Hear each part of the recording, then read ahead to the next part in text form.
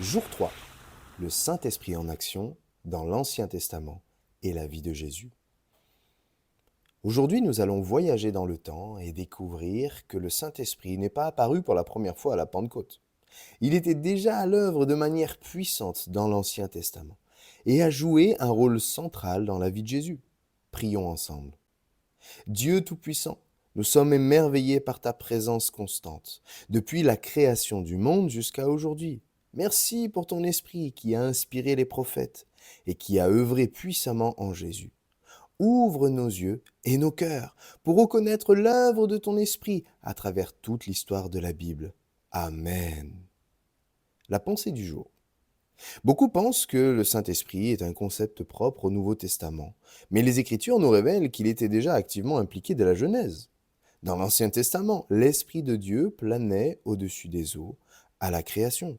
Il a inspiré les prophètes et a donné de la sagesse aux artisans comme Betsaléel, et a revêtu les juges et les rois pour des tâches spécifiques. Par exemple, l'Esprit du Seigneur est descendu sur des figures comme Samson, David ou Ésaïe, leur donnant une puissance ou une révélation surnaturelle pour accomplir la volonté de Dieu. C'est une vérité fascinante qui montre la continuité de l'œuvre divine de l'Esprit à travers des âges. Lisons la Bible maintenant. Non seulement le Saint-Esprit était présent dès le commencement, mais il a aussi été l'acteur clé dans la vie et le ministère de Jésus. C'est par le Saint-Esprit que Jésus a été conçu. Luc 1,35. Il a été baptisé par l'Esprit. Matthieu 3,16. Conduit par l'Esprit dans le désert. Luc 4,1. Il a accompli ses miracles et son enseignement par la puissance de l'Esprit. Acte 10,38.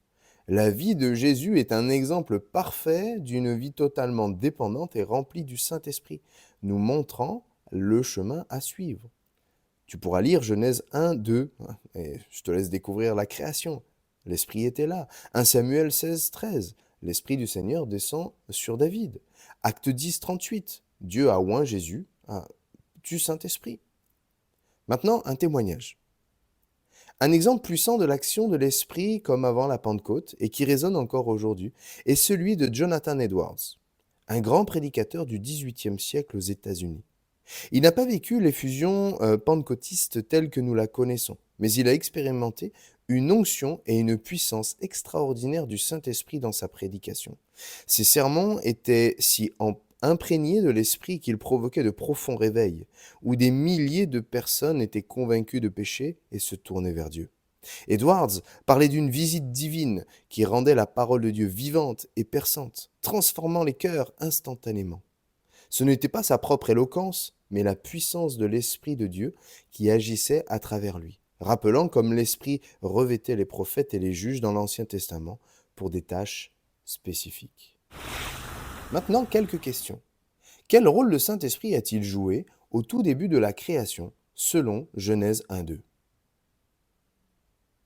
Mais oui, l'Esprit de Dieu planait au-dessus des eaux. Le souffle de Dieu, lorsqu'il parle, est créateur. Car il dit, et la chose arrive, il ordonne, et elle existe. Deuxième question. Donne 2 exemples de la manière dont le Saint-Esprit a agi dans la vie de Jésus. Oui, il a été conçu par le Saint-Esprit. Oui aussi, tu as raison, il a été baptisé par l'Esprit. Oui, encore une fois de plus, il a été conduit par l'Esprit, même dans le désert. Et tous ces miracles et sa puissance venaient de l'Esprit. Bien joué. Mais pour aller plus loin, si l'Esprit de Dieu était déjà à l'œuvre dans la Pentecôte, comment cela t'aide-t-il à comprendre sa nature éternelle et sa constance ? Qu'est-ce que la vie de Jésus, pleine de l'Esprit, nous apprend sur la manière dont nous devrions vivre en tant que croyants aujourd'hui ? Y a-t-il une tâche ou une situation dans ta vie où tu sens vraiment que tu aurais besoin d'être revêtu de puissance, comme l'étaient les personnages bibliques ? Maintenant, c'est le coin des enfants. Alors, premier défi, tu es prêt ? Ah, tu sais, hein, papier, stylo, c'est parti. Décide un événement de l'Ancien Testament où l'Esprit de Dieu a agi. Par exemple, un prophète qui parle, Samson avec sa force, ou la colombe au-dessus de l'eau, comme à la création. Tu peux imaginer ça. Alors maintenant, deuxième défi, un défi mime. Alors, tu vas mimer un épisode de la vie de Jésus où l'Esprit était présent. par exemple à son baptême, dans le Jourdain, ou la guérison d'un malade. OK? Et troisième défi, défi de découverte. Cherche dans une concordance biblique. Ouh là, qu'est-ce que c'est ça? C'est un endroit où tu trouves plein de versets, tu peux trouver aussi sur internet, hein, avec les parents bien sûr. Les mots «esprit de l'Éternel» et vois quelques versets où ils apparaissent dans l'Ancien Testament.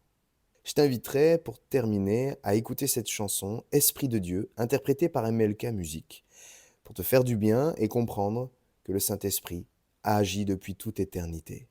Pour tous les autres, je vous laisse et on se voit demain.